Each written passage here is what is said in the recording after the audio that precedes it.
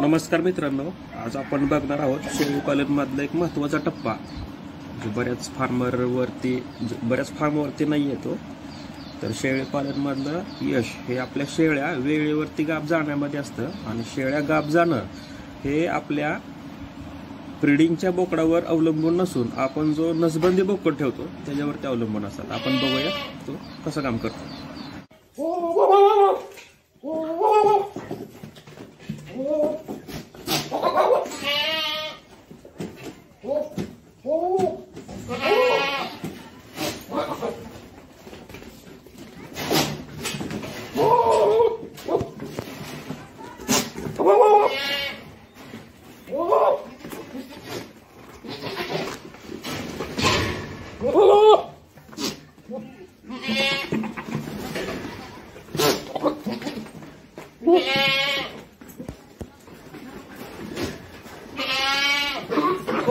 Whoa!